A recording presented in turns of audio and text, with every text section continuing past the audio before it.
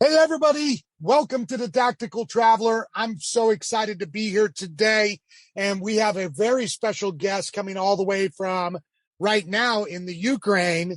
He was a real estate and financial expert turned world traveler and founder of Luxury World Traveler. Welcome to the show, Gil Antolin. And some people say it differently. Hopefully I got it right this time, Gil. You did get it right. Thank you. Yes, it's Spanish. And I know it can be a little tricky for Americans. So yeah, it can be, right? So absolutely. It's great to have you on the show. And I think for me, at least, and, I talked to you about this on the pre-show. I really don't care what people think because I do these for me. So I'm most interested in hearing how you go from a real estate agent in, LA, which, you make really good commissions out in LA, to being a world traveler with a massive Instagram following, to having a course that you're teaching. And what happened that you went from that to where you're at now in life? Yeah, that's a great question. Yeah, so I was, someone that was very lucky at a young age. I did really well in the real estate and mortgage boom in the US, which was between like 2001 and 2008, 9. And then as part of that, I was also like heavily invested in real estate and had a really big company. And when the financial crisis happened, all of the ways that I earned money disappeared within about a 30-day window. So it was very difficult. Times were really, really good. And then times got really bad very quickly. So, right. Yeah, my story is that I ended up losing everything. I broke up with my fiance. I lost my homes. I had multiple houses in escrow. I lost all of that, and ended up having to like short sell my house when that was like a really big thing. And I had to basically reinvent myself. And the reason why I'm so passionate about travel is in the midst of all that happening. I have a spiritual advisor, and he really wanted me to help him organize a mission trip to Africa. And I was like, I'm going through bankruptcy. I'm losing everything. It's not the right time for me to help anybody. Right. I can't even really help myself. Does that make sense? Like, yeah, very difficult time. So I ended up doing it, and I ended up, in the midst of losing everything, going on this, which seems now so crazy, but going on a trip to Africa. And I went to, long story short, is I went over there and I really had one of those, life-changing moments, paradigm-shifting moments, because I was losing everything in the US, or at least everything that I thought was important to me. And then when I went to Africa and got out of my, my own bubble, the veil was kind of lifted, and I saw people that, really didn't have anything. And I felt really, guilty about that. I was like, wow, here I am. Poor me. Why is all this stuff happening to me? Feeling sorry for myself. And then I got a glimpse of people that really had nothing. And, we were able to raise funds to go over there and help build, a couple orphanages and supply uniforms and school stuff. And I thought we were going over there to give them something. And I actually ended up, they're the ones that gave me, like a whole outlook on life. And I realized at that point that there was no way I could have had that experience had I not left LA. It took me traveling to the other side of the world to really have the veil lifted. After that point, when I came back, I just said, okay, going forward, it's not about the money for me. It's like, one, I want whatever I do to be based around travel, because I couldn't have had that experience at home. There's no way I could have had that experience. Right. Two, I found so much joy in paying it forward and helping other people that couldn't help themselves. It was such a new feeling for me to really see how you can impact the lives of others. And no matter what that is, like financial or expertise, or whatever. So yeah, I got back to LA, and, for 2-3 years, I was doing like bouncing around to different companies I hated. And then, long story short, I have a 21-year-old son. Then he was just about 11. He showed me Instagram, and I saw a travel page, and I became instantly addicted. And I ended up starting my own Instagram page as a hobby. And that really sent me down this course over the last 10 years to where I am now. That's amazing. So really your travel platform was started by your your then 11-year-old? Well, no, he introduced me to Instagram. Okay. So he just showed you Instagram Yeah. and then you took it and ran with it. I didn't know what Instagram was. He showed it to me. I was like, oh, it's like Facebook. I'll never forget it. And this is probably what got me hooked. He's like, Dad, Facebook's for old people. And I was like 32 at the time. I'm like, what? Facebook's for what? What is this Instagram? And yeah, I grabbed it. There was a travel page that was just producing pictures. Back then it was only pictures of different exotic and amazing destinations around the world. And like the picture I saw was of the Maldives. And, I'm not too, I have no ego, I have no pride when it comes to this, that like, I didn't know where that was in 2012. I had no idea where the Maldives were. I was born and raised in LA. So where are the Maldives? And then next I saw places like Zanzibar and Seychelles and, like places like Burma that I had never even heard of. Because again, if you go back 10 years ago, like without Instagram, Facebook, or any social media, like how did you really find out about exotic places on the other side of the world? I mean, maybe a magazine, an encyclopedia. Right. Right. So I was hooked and I said, wow, what a great platform where I don't have to see people checking in. I don't know if you remember the whole, when people were checking into lunch on Facebook and I'm in the gym, and I'm in a taxi, I'm like, I don't care. I just want to I just thought this was such a simple platform. So I started the name Luxury World Traveler based on like what I had done while I was doing good financially. And it was just a hobby. And then the hobby really turned into like a passion. And then, I really started to put a lot more effort into that than I was the day job that I had, because I found it so interesting. And, as a traveler, like once you have that travel bug and it doesn't go away, your thirst for learning about new places doesn't stop, right? I mean, do you feel the same way? Yeah, I absolutely feel the same way. And I have a very crazy story that really gave me the travel bug, which was also a missions trip, conveniently. Yeah, I went to Guatemala in the middle of their Revolutionary War, but it was before the internet, so I didn't know there was a Revolutionary War. So I showed up to a country with little kids carrying shotguns and security guards having Uzis. It was amazing. And from there forward, I was like, oh my God, I love this. I need more. And it's never left. Yeah, it doesn't leave. Right. And like for me, I will never forget this. I was still doing real estate and mortgage, although it wasn't like it was before and it wasn't my company. And I had, that movie, The Secret, was big back then. And like everyone was talking about like, Think and Grow Rich and all these ways to manifest your desires. And so I ended up making a vision board and putting it on my wall at my office, which when you work with 12 adult men and you come to work with a vision board and put on your office, you can only imagine 12 sales guys, what happened to me. I would right. I would walk in daily to ridicule and, this isn't arts and crafts and, what is this? And that stuff never works. But I actually still have a copy of my vision board I took a picture of it. I posted on Facebook. I never deleted it, but it was all really based around travel, and I remember I would stare at it every day. And then what ended up happening was Instagram became my vision board, because I, started to post pictures, and that's all it was back then, of places that I really, really wanted to go. And so I would set apart every Sunday for like 3.5 years. I would spend 6 hours on Sunday nights on like Google Images, Bing Images, travel websites,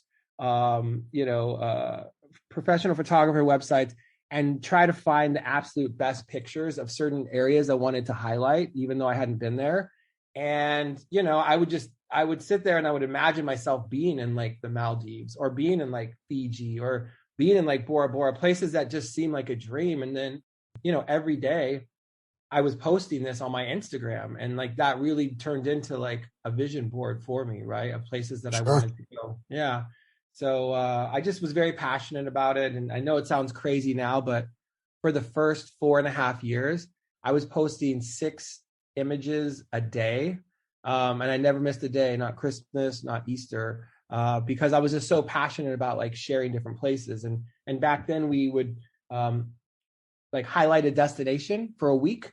And so then Yep. what I would want to post on my page, and we went back to doing this now too, is like the best hotels to stay at and what are the best activities and what, kind of historical monuments or museums are there and like where do you eat and where are the best beaches. And so I felt like I was learning so much about these places. And, Instagram proved to be a really good place, especially for the travel community, to connect with other like-minded people that had the same passion for traveling that I know I do. Right. And obviously, having spoken with you, I know that you do. Yeah. Well, there's just so many parts of that I really want to grab onto. The first is that travel truly is transformational.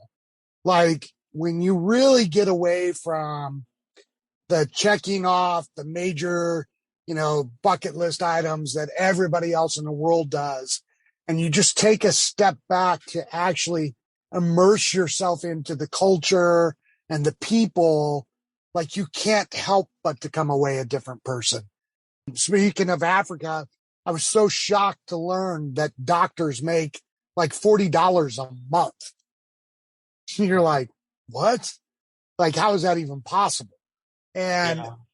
one of my goals is to help thousands of people travel the world for more often for a lot less money so that they can experience that transformation. Because it's really boring to me to just go somewhere, stick to yourself, go visit, the Eiffel Tower or whatever, and then go home. That is not the purpose of travel. And I love it that your first experience was truly that transformational as well. And then it's so powerful what you said about your hobby became basically your way of life. It was this passion in you. And, incidentally, everybody in sales now has vision boards. So you should reach back out to those guys and ask to see their vision board. I'm sure they have one now. So it's funny is because I knew those guys for a while and I ended up, supplementing my income for the first 2 years that I was doing this with real estate. Their attitude started to change about 2 years in when I was starting to get invited to hotels in Santa Monica and Beverly Hills and La Jolla. And they were like, wait, you went there for free this weekend? And I was like, yeah. And then all of a sudden, ridicule turns into a desire to know more about what was really happening. But if you think about it, 10 years ago, Instagram wasn't a staple that it is now. It was still the redheaded stepchild to Facebook. So, for me though, a lot of people ask me why did you start it? And it wasn't to become an influencer. I didn't start it for free travel. I never thought I'd be able to make a living out of it. It's, and I think it's one of the things that a lot of people miss when they're want to take the first steps to be an entrepreneur, do something for themselves. It's money shouldn't be your focus. And for me, it really wasn't. And you never really know your path, right? But the universe kind of knows the path for you. And because I had, I was so passionate about doing this and I didn't really come to expect anything out of it, when it started to bear fruits and I started to be able to start to travel for free, and then hotels were reaching out to me to pay me to feature their hotel on my page, it was very eye-opening, but I really then kind of bought into the process of once you really give yourself to something and you are passionate about it and it doesn't feel like a job, it's just pretty miraculous how the universe can work in your favor to make things happen. And I'm a perfect example of that because in 2012, I had no marketing background. I knew nothing about social media. I didn't have a nice DSLR camera. I had no video equipment. I didn't have a drone. I knew nothing. I knew nothing about marketing. I knew nothing about how to take a good or bad photo. And now, subsequently, fast forward 10 years, that's what my life is. But, Instagram was just really a great platform for me to be able to really learn it hands-on and, help me to really find a job or a career, I should say. I don't feel like I have a job, and something that I love, which is traveling. So I feel very blessed about that. Yeah. So let's talk about the Instagram for a little bit. Roughly at about how many followers did you have when you started getting offers to go to hotels for free? I think they started around 75, 80,000 followers is what I had, like maybe in it was into 2013, early 2014 when I got my first invitation.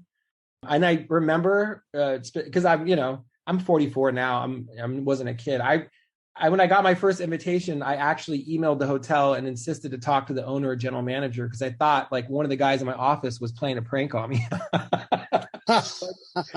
I'm like, you're gonna do what? You're gonna have me come Yeah. Yeah, I thought it was like a hoax, right? But again, back then Instagram wasn't what it is today. I mean, now I know people Right. that get hosted offers, if they have like 5 or 6,000, depending on what their niche is. But yeah, I would say it was about 70, 80,000. And it was definitely like about a year, maybe a year and a half into my, process that actually started to happen. Although now it's, travel's a mainstay on Instagram. But back then it was, Sure. if you had 70,000 followers, you were like, I remember you were like Starbucks or Coca-Cola or like, Michael Jordan. There was barely anyone that had that many followers back then. So. Sure. Yeah. Okay. Yep. So at what point, so now you're starting to get invitations, you're going and you're taking pictures, and you really become a marketing guru for the travel niche. At what point did you go, I can teach people how to do this and make money doing it? That's a great question. So I would say it was about my third year in. Around my third year in, that's when Instagram was purchased by Facebook. And that's when everyone started to take it a lot more serious. And that's when a lot of, I was in LA. So, LA is very progressive when it comes to social. A lot of the hotels in and around that area started to see the advantages of like having back then there was no influencers, but having celebrities come there and then put a picture up, right? And then all these people were coming, the light bulbs started to go off for them. Like, okay, well, we'll just put them up for free and then make sure they do this. So yeah, I would say about like 3 years in is when the snowball really started to get big and I started to get a lot of invitations and more so than I could actually reach, go to. And then, they were not just from hotels in LA, but it started to be a lot international. So what I realized is that like now I have a platform that was becoming popular. I had probably 250,000 followers, which back then was a lot, in 2015. And so what I started to do is I started to reach out to a lot of the photographers who I had featured in the past. So if let's say, for example, like I remember I had a partner that was based in Italy, and this hotel in Italy was like, hey, we'd love to have you come out here. And I'm like, there's no way I'm getting to Italy, right? Like back then it was just like, it still wasn't possible. I was like, no way. So I remember the first time I was like, hey, but I have this really good photographer and he's there and I've worked with him. Can I send them? He's like a member of my team, right? And the hotel was like, yeah. And I was like, oh my God, I could actually do this on a lot bigger scale. And there was so many talented professionals that were, professional photographers or professional video people that I had worked with and I had featured their content on my page. So I started to like make these deals with them on a small scale. And then, I started to get a lot of emails, inbound emails, like, how do you do what you do? And can you teach me? So I actually ended up starting like an ambassador type program in 2015 where, and I still run it to this day, where people were paying me a fee. And then I would just basically become like a business development partner for them and give them access to some of these hotels that were, thousands of dollars a night to go produce content at. They won because they didn't have to pay retail. I won because I got good content and I also own the content with them. So like, that's kind of how it started. And I've been running that program ever since for the last 7 years, kind of just like, I felt so blessed that I was able to like visit a lot of these places. So I felt like a way to pay it forward is to help other people start their careers doing it as well. And it's turned out to be probably the thing I'm the most proud of in the last 7 years, having, started that program and what I've been able to do with the company. So yeah, it's been quite a journey, a lot of fun. Yeah. So you're at what, 10 years now total? 10. Yeah. It's going to be, it's going to be 10 years in December that I started. Wow. Yeah, I know. I can't even believe it's been a decade. It seems like it's blown by, but yeah, 10 years that I've been running and managing the page, and and it's afforded me a lot of opportunities, and I've been able to create different businesses just from the Instagram following, which now seems a lot more realistic. But I had no idea what I was doing when I first started, which I think is, is like the best part of the story is it was just a passion project. Mm-hmm. Yeah. All right. I'm going to ask you a really hard question. Yeah. Somebody is listening today, and they're like, holy cow, that's what I want to do with my life. What would you tell them is the downside? The downside? Yeah. What's been the most difficult thing for you over this 10-year journey? I mean, it's a little bit different, right? Because you went from nothing because of the crisis that you went through. So you could only go up from there. But somebody's listening to us today and they're like, oh my God, that's my dream. What would you say is the downside so that they could be prepared for the struggles that you went through? Yeah, I mean, that's a great question. I think for anyone that wants to take a first step at chasing a dream, becoming an entrepreneur, starting their own business, the most difficult part for me, I'll be honest, was in the beginning, the amount of people around you that have never fulfilled their dreams and have never done anything that they really wanted to do. So having to listen to a lot of people tell you it's not possible. I was crazy. I remember my mom started crying when I told her I was going to stop doing real estate to do it. I mean, imagine your mother crying, like, what are you doing? You have a son, you're a single dad. Like, how are you going to pay the electricity? She didn't understand what Instagram was. But I think, prior to that, I was self-employed as well. And I have been for the last 20 years. I think that the most difficult part of it for any entrepreneur that's starting is really going to be the battle within their own mind. Yes, everybody wants to become successful. Yes, everybody wants to have nice things in life. Yes, everyone wants to follow their dream and have a story to tell. But consciously making the decision to do it in lieu of what anyone else says to you and really having the dedication to follow through on it, I think is the most difficult part because, the biggest battle is in your mind. I feel like humans are capable of extraordinary things, but oftentimes the one thing that prevents us from really elevating to the next level is our own fear of doubt and, failure and, what other people are thinking. And so for me, that was very, very difficult because until it started to bear fruits, most of what I heard was negative. And it would have been very easy for me to say, you know what? Yeah, everyone's right. How am I going to make money at this? Or it is a crazy idea. I knew, having worked in real estate before, that I had done a job that I was not passionate about. I had been in the place where I'd forced myself to exchange time for money and felt like I was just spinning my wheels. Yes, I had made great money, but like I didn't feel complete. I didn't feel fulfilled. Yeah. And I think everyone's smart enough to know, like, when you're doing something that you don't like as a job in exchange for money, there's that feeling that we all have, and that maybe there's something else out there for you. And so I would say, like, that's the most difficult part. And then secondarily, like, now I think what people find it makes it easier is, like, you can find a community of people that will support you to do this, right? When I started, there was zero community. There was nobody doing this. Now, most of my closest friends around the world do this, and we all support each other.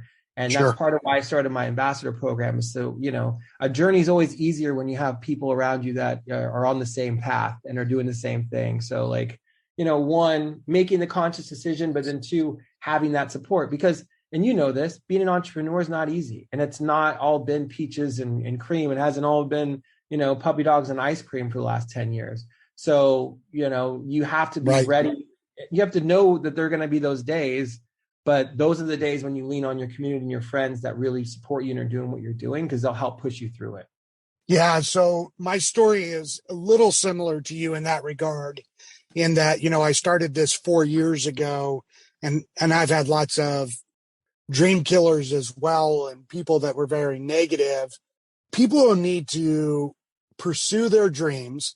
And I've always been really curious about this, that why is it that as children, you've got a son, I've got 4 children, I got 3 boys and a girl, that for the vast majority of Americans, when they're young, we teach them to dream. You can do anything you want to do. What do you want to do? Set your mind to it. But somewhere around the age of 14, 15, 16, it's almost like the wisdom of dreaming for what you want to be becomes give that stuff up, get a job, get an education, slave for somebody else for 40, 50 years, retire, and then go back to dreaming. I've even started telling people, listen, you don't even get a degree in 4 years. So why do you think an entrepreneurial endeavor is going to make you millions in 6 months? Yeah. You know, like you can't even get a degree in 2 to 4 years is what it takes, depending on what you're doing.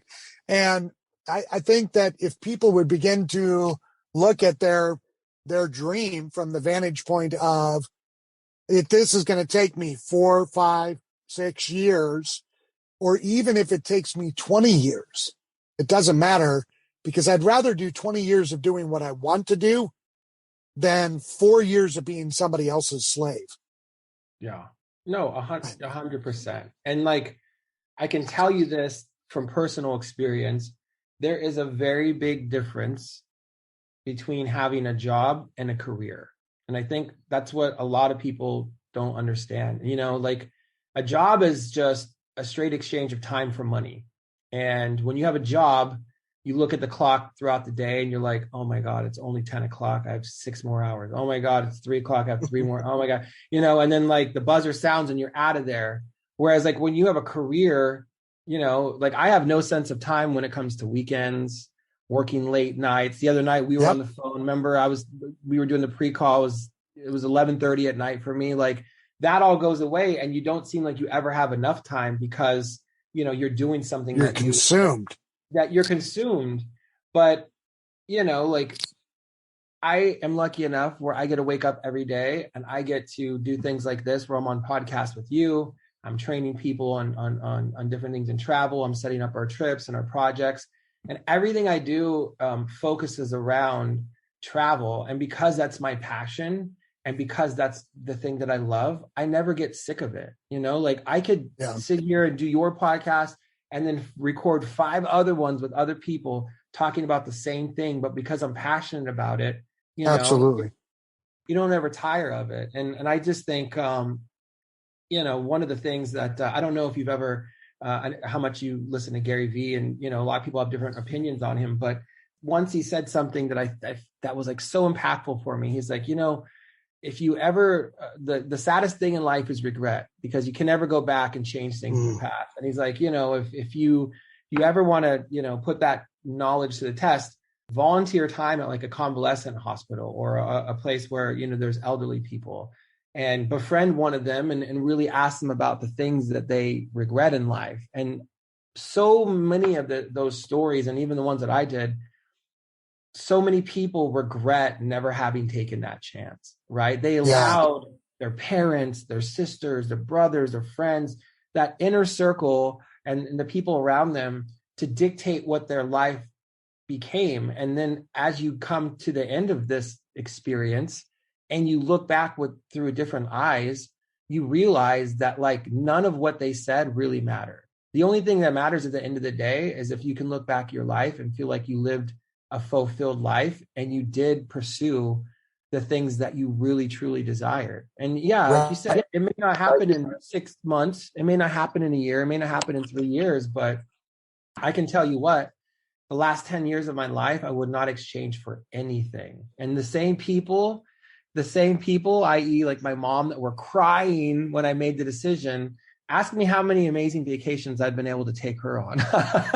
Right. Right.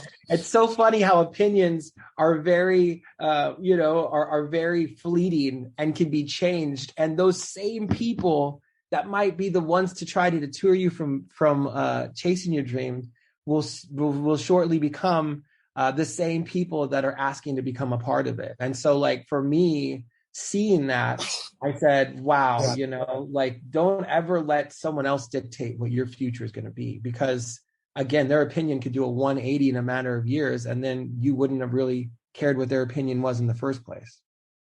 Right. That's totally true. Since you brought that up, I'll ask you a 2-part question. So how many vacations have you been on with your mom? And then in general, how many countries have you been to?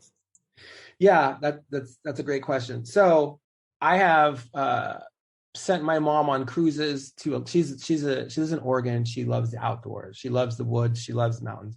I've sent her on cruises up the Alaskan coast to go see grizzly bears and eagles. I've taken her to Hawaii and Maui and climbed volcanoes with her. We have gone to Nice. Cabo San Lucas, Puerto Vallarta, stayed in nice villas and the nice resorts. We've done Tulum, we've done Mexico. I mean, we've, all over the United States. And she has firsthand got to see exactly the fruits of what I built, and we, up until COVID, she had planned to come visit me in Europe. And in 2021, I'm taking her to the Maldives, and it's like, again, that's something that she saw me go and do a number of times. And then, now because of what I do, I'm able to actually make that happen for her. Next year I will take her to the Maldives, which, is something that I'm really looking forward to because she's seen it on my Instagram. She's seen a lot of my ambassadors go there and she's just like, I want to go. And I'm like, yeah, Mom, we will go. I promise. And then, the second part of that question is, in the last 10 years, I have done over 60 countries through my Instagram page and trips. And I've personally been able to stay at over 400 of some of the nicest luxury resorts around the world, which when I say it sounds absolutely insane, but I have spent a great deal of time traveling. And like I said, I told you in the pre-call, I just got done doing 13 weeks throughout Europe and the Middle East, even in the midst of COVID. And, I think as you get older, you understand that your life, looking back, really just becomes a collection of memories and moments, right? Memorable ones, whether they're good or bad. And you don't ever remember being in traffic on the way to work. You don't ever remember going to, Costco on a Saturday. You don't remember being at the DMV. These are things like you kind of shut out. But oftentimes the things that become your memory and a collection of your life are the memories that you had when you were traveling, right? Because they're so vivid. And I just, I feel so blessed that over the last 10 years, I've been able to experience so much and see so much of this beautiful world and visit so much of so many different cultures and places. I also think as travelers, we're so blessed to live in this time, 100 years ago, wherever you lived is where you lived. And that was all you really barely see, and anyone before that, like there wasn't a lot of, you couldn't just say, hey, today I want to go to the Maldives and swipe a credit card and go, or I want to go to Thailand or, So yeah, it's been a blessing. And, I cherish those memories. And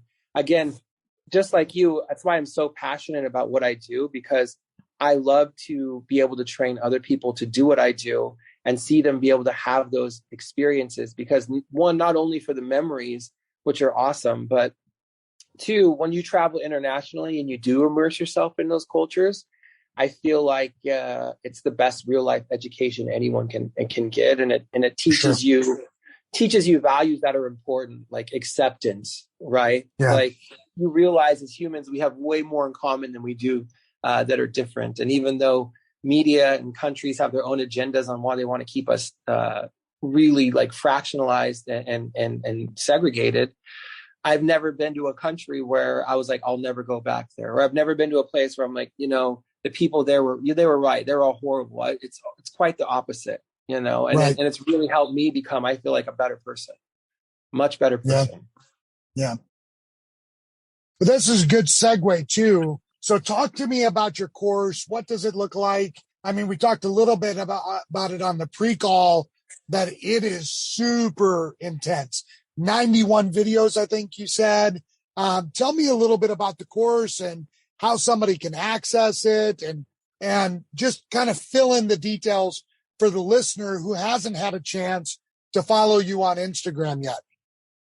Yes. So, one of the things that we get asked most about is how are we able to consistently travel? How are we able to turn it into income? How are we able to use social media to create a business in the travel space. And as I mentioned earlier in the podcast, I've done, I've had 80 students over the course of like 7 years that I've done more of the one-on-one trainings with. But there's only so many people I can work with to teach this, on a one-on-one basis, because time, is everything. And I just don't have that much time. So yeah, about 2 years ago, prior to COVID, two of the ambassadors that had gone through my program, they were actually also really good digital marketers, and they specialized in how to take a following on Instagram and really monetize it to create sustainable businesses. And my whole forte was really how to use social media to build a following, especially in the travel niche, and then utilize that to start working with brands. So we came together and said, why don't we create something where I can teach my expertise, they can teach their expertise. But when someone goes through the course, they can learn all the ins and outs of building a social media following, but then also leveraging that to actually create an income, so that they can make the transition. And that's what we did. If you follow us on Luxury World Traveler, you can click the link in our bio, and there's a link tree. And one of the options there will take you to a landing page where you can learn more about the course and the instructors, and see a lot of our testimonials of past ambassadors. And, our ambassadors on their own have visited over 300 of the top hotels and resorts. And we're really good at what we do in this space. And a lot of people are like, well, is it too late? And, I have no followers on Instagram, and they already start talking themselves out of it. Right. They always ask the negative questions. Yeah. They don't ever ask I never get asked like, how many places can I really go? And like, can I go to the Maldives? Can I go to, it's always like, how long, and is it possible? And is it too late? And, my answer to everybody is like, social media still, worldwide social media only has a 50% penetration, which means there's 3.6 billion people on social in the world, and there's 7.2 million or billion people on the planet. So half the people still aren't on social, but the rise of the smartphone, the rise of popularity of social, and really the deteriorating of the traditional economy, traditional marketing has really created such a wealth of opportunity and need for content creators and bloggers and people that want to do this, because we always recycle and create new digital marketing. Hospitality industry needs it. And, travel happens to be the number 2 talked about subject on all of social media combined. And because it's so visual, it's a perfect marriage. And so there's plenty of time, there's plenty of space. And this as well as I do, within the travel space, you have so many niches, right? There's family travel, there's group travel, there's health and wellness, there's solo, there's backpackers, there's, there's the whatever, there's so many different types, luxury, vagabond, it doesn't matter. And everyone, you literally could create any niche you wanted. Like, it doesn't matter if you're a parent with adopted children, you're a solo, single parent, you're gay, lesbian, trans, like literally anything that you do could become its own niche in travel. Like Correct. Literally anything. Correct. And like those are becoming really the places that people turn for their information. And that's why, in the travel industry, the other thing a lot of people understand is that like, I know the travel industry inside and out, because not only did I create, the social side of it, and have we done like the PR marketing side, but what's interesting is that like, I also owned and operated a luxury travel agency where we were actually booking people. Right. And I was seeing all these different trends. And so I have made a lot of friends that own and operate hotels, and I'm really close with a lot of CMOs and people that are really large in the travel space. And the rise of the niche micro influencer is actually becoming a lot more valuable now to hotels and resorts than just the big blanketing pages that are just like a pretty picture page, because people that are interested in that niche, and there are millions around the world when whatever niche it is, that's where they turn as their trusted resource. And that's why you can monetize it. And that's why there's such a wealth and abundance of it. And everyone has their own personality, and everyone's going to depict it different. So That's why I would say right now to anyone listening to your podcast, if they have a desire to do this and it's something they really want to take a chance on, whether they work with me or not, just know that, the opportunity is there and it's only going to grow. And there's never really been a better time for someone that has a passion for travel to start their own brand than there is today. And social media really gives you the power to do that. Well, and even from the vantage point of that COVID has decimated the travel industry, now is a perfect time to start, because as countries, come to the realization this is not going anywhere, vaccine or no vaccine, we just need to pull up our big boy and big girl pants and confront it and deal with it and get back to some sense of normalcy in life. This is the perfect opportunity to launch into the travel niche, because by the time they come to that realization, you could be a megastar. Exactly. And you really could. And, we know this, and people that are, I would say, 35 and older know it better than the younger generations. But I mean, when I first wanted to become an entrepreneur back in 2000, what was it when I started my business? 2002, 2001, I had to make a very, very big capital investment into my office, into the desks, into the computers, into the printers, into the, there was, and have a big overhead. And, it was preventative 15, 20 years ago for a lot of people to start their own company because of the cash outlay you needed in the beginning. And today, our course right now is selling for $495. But just as an example, you can make an investment in yourself, learn everything you can from your own home, from the privacy of your laptop and your smartphone, and really start. And I think that's just, when people are looking at both sides of the coin, I'm like, as an entrepreneur, I wish 15, 20 years ago, I only had to spend $500 to start my own business. Come on. I mean, it's so true, man. You could literally, so I've had 3 brick and mortar businesses. I used to be a professional fighter. So I had my own mixed martial arts gym. I had 70 pro fights. That thing cost me over $45,000 to start. Mm-hmm. I mean, then I had my own coffee shop before Starbucks was a thing. I had my own espresso machine. Those things are extraordinarily expensive, $30,000. Then I had my own government contracting company. Again, massive investment to get started.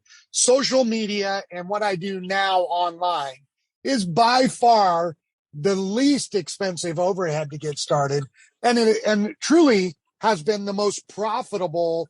Now, it's not made me as much money yet, but when you look at, investment to return, it's been far more profitable. I completely agree with you, and I just think people fail to realize how special of a time we live in right now. And social media just did the entire world a blessing, because, my ambassadors are not only 20% of them are from the United States. I've had ambassadors and currently do from the Philippines, from Hong Kong, from Thailand, from India, from, Indonesia, from all over Europe and South America. And again, even if they're not living in a country that's as cash rich as parts of Europe or the United States is, we're all on the same playing field when it comes to social, right? And I just think people really need to take advantage of that, right? Because even what just happened with COVID, imagine having your brick and mortar business in COVID and then the world economy shuts down. You're so screwed. Yeah, exactly. You're so screwed. Exactly. Whereas with this, you can kind of move with the punches. And you don't still have to pay $10,000 a month in rent. You don't have a $20,000 overhead in payroll. It's just, it's a very advantageous time to do it. And that's why I'm so passionate about it, is because I know it's possible. I probably did it in the hardest possible time when Instagram was in its infancy and when this whole thing was just starting. But people always ask me, could you do it again now? And I say, absolutely. It's still, it's actually be easier to do it now because Instagram and TikTok and all these things, they're mainstream, and that's never going to go away now. So I mean, no, it really isn't. And, so just because we're talking more about the social media portion, just out of curiosity, how do you really get around algorithm and those kind of things for your own business? Because you always have that where you've got you're trying to build an online influence, and you're fighting against the program. Do you deal with that in your course? Yeah, the great thing about travel is now there are hundreds, if not thousands, of travel themed repost pages on Instagram, and they're all in need of content. All of them are in need of content to publish. And when I first started, again, even 10 years ago, if you wanted to go record a really nice video, you had to have an expensive camera, right? You want to take a really nice picture, you had to have a $2,000, $3,000, $5,000, even $5,000. Back then it was more expensive. DSLR to do that, right? Like you couldn't go do it on an iPhone. Now, if you have an iPhone 10 or newer, right, or a Samsung Galaxy, whatever, or newer, like the stuff that really goes viral on Instagram now is not the polished, perfect picture. It's not the $10,000 video production that took 4 people to shoot and an editor. I mean, literally, if you go on Instagram right now and look at the most viral travel videos, they're shot on iPhones and Galaxies, and they're like 15 seconds or less, or their pictures stitched together. I mean, that's why I get like so frustrated. People are like, it's too late. I'm like, it's not too late. I know people that like create one video and it goes viral and they grow 100,000 people in 2 weeks, and now they're getting paid brand collaboration. Like, who's telling them it's too late? And I know a lot of people that are in this space, or they just blow up on TikTok and like, now they got 400,000 followers and they're getting, so, it's, there's ways around it. But the great thing about it travel is like, if you know how to create good content, and then, you build your brand and you get access to some of these really good places, creating content isn't as difficult as it was before. And people love travel content because it's so widespread and like, it doesn't matter if you're American or, Asian or European or Australian or whatever, like everyone loves to see a beautiful sunset in Thailand over a white sand beach, right? Like people can appreciate it. So you don't have to be a superstar. You don't have to be a brand. You can learn what I think is even more important now than university degrees is, like trade degrees, I think, are becoming more important. And like learning how to do digital marketing and create digital media is really now a trade skill that is becoming ever more important, and the jobs are paying more and more and more because we're so visual. So like there's ways to still do it. And like within the travel niche, I know people that have done this and have started a year ago and 6 months ago and 2 years ago that are doing extremely well, and have gotten around the algorithm. And you don't need millions and millions and millions of followers in order to replace the current income you have now. I promise. That's awesome. Yeah. That's awesome, man. Just so much here. It's amazing to be talking with you and just everything that you're sharing. So let's segue here to more away from the business side. And you've been traveling during COVID. COVID has not stopped you from traveling. Just share your experiences. My crowd is predominantly US, but I'm starting to get people from around the world listening. Talk to me about your experience traveling. Talk to me about what you're seeing abroad in both Europe as well as, the Middle East and Russia and the Ukraine. What's the world doing and saying and seeing with COVID right now? Yeah. So great question. I was living in Spain before I started traveling 14 weeks ago. And I can tell you where I was living in southern Spain, after March of 2020, they never even fully went locked down again.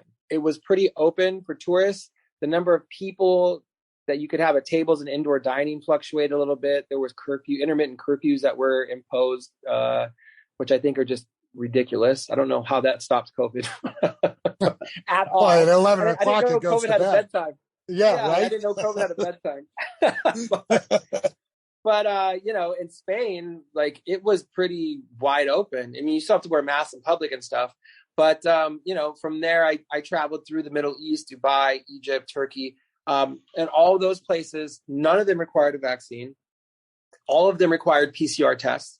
I think what you need to be very cognizant about is that every country is different.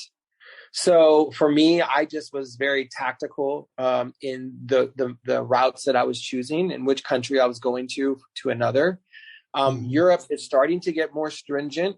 Certain places are requiring vaccines and not just a PCR test, but it's not every country. So again, you need to be very, very aware of that. And then what I think a lot of people fail to recognize is that every country will have a website of different countries listed that are either like green, yellow, or red, or like safe, mild, or dangerous. So if you're traveling from one country to the next, you need to research the country that you're actually going to and see what their opinion is on the country that you visited before. And then that's where the different restrictions come in. And that's where they impose either like some kind of quarantine or a PCR test, or proof of vaccination, or, a combination of all three. But I was just very selective on where I wanted to go because again, I hadn't traveled really in 9 months and I just needed to get out. And so that's why I chose Turkey, because it's such a big country with so many diverse landscapes that I could do a lot there. Sure. Dubai never shut down. Dubai has been one of the only places like Mexico that never shut down throughout COVID. You just need a PCR test. If you come from one of those dangerous countries that they consider, then you have to do a PCR test at the actual airport, which I had to do a couple of times. But I just think, really doing your homework and being cognizant about whatever country you're traveling to's restrictions are, make it easier. And I know a lot of people are just like, oh, I'm going to go here, I'm going to go here. And then they get there and, they're at the airport and they're like, you either do a 10-day quarantine or you're on the next flight out. So you don't want to be caught up in those situations. Sure. Yeah. Sure. Yeah. Now, we in America, our media has really been divisive.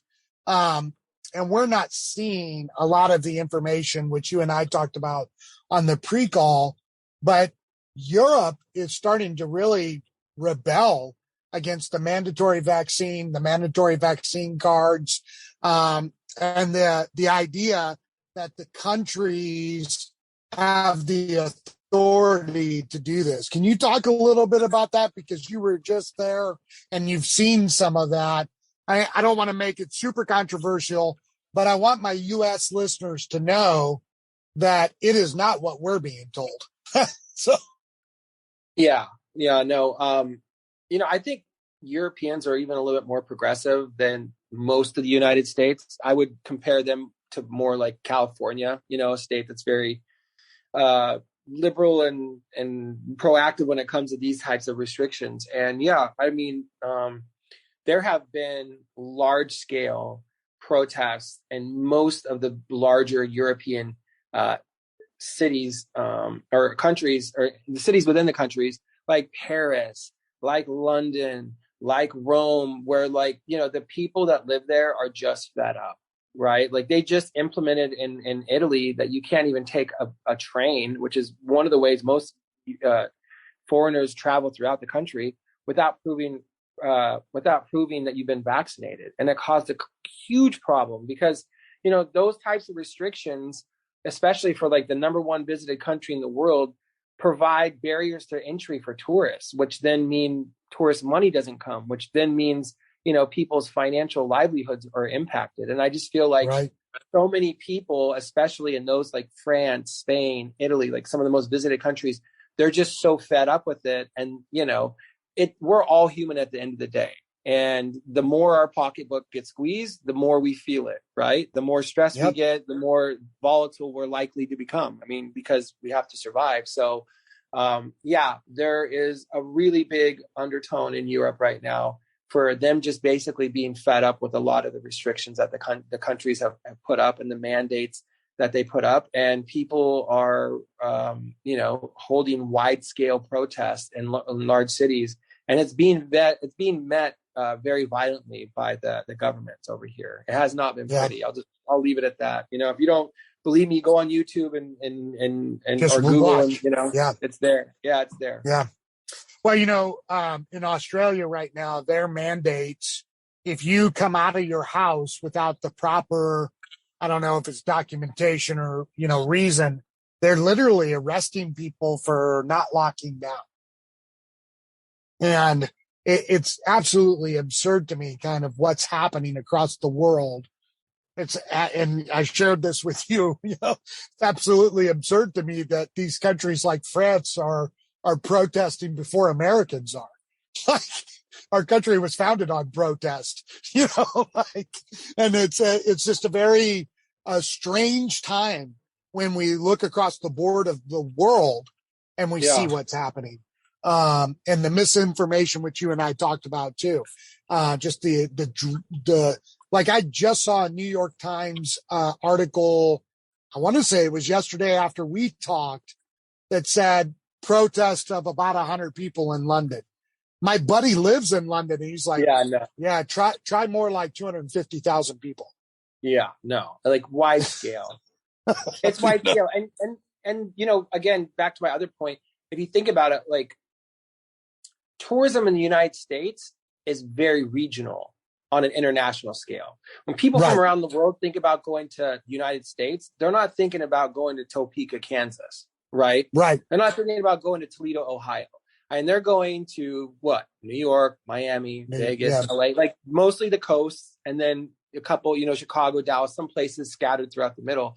So I think, a majority of the United States economy does not revolve around international tourism as a way to provide. But whereas in Europe, like Croatia, Italy, Greece, even the UK. Yeah, I mean, like a majority of their GDP is based around tourism and tourism dollars. So when that money stops, it impacts a greater percentage of their population. And that's what you're seeing in Europe is that like they depend on international tourists as part of their economy. That's the same thing with like the Bahamas, right? Like I don't even know this is a fun fact because I've worked with the tourism board in the Bahamas. 92% of the Bahamas GDP is tourism. So like if that shuts down, 92% of the people there are not making money. And that's kind of what's happening in Europe. And I think, I also think that people now, and I know two friends in Europe that this happened to, like they had COVID, got the vaccine, got COVID again, and their bout the second time around, even after they were vaccinated, was worse.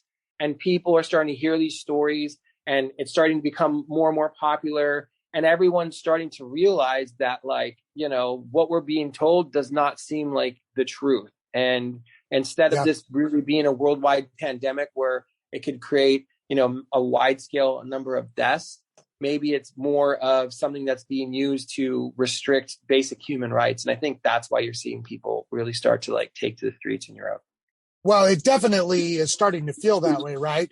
I mean, even in America, which, I don't know about other countries, but we have a real hard political divide that's become, quite simply the most toxic thing I've ever seen and verges on violence. Which is unfortunate because that's not what we're supposed to be. But what you're even seeing now is like more of the progressives saying, what happened to my body, my choice? Like there's this undercurrent of people beginning to go, wait a minute, what happened to local autonomy of my own decisions, my own healthcare choices, my own business choices. Like, I have a business here locally that are great friends, and they literally refused to lock down. They refused to shut their business and said it's unconstitutional. We're not doing it. And they were demonized over it. Right. And so, now you imagine that at a global scale. No wonder why people are pissed off. I mean, it's absolutely crazy. Yeah. And it's especially for the travel community, it's just very unfortunate because so many people's livelihoods have been impacted. And, I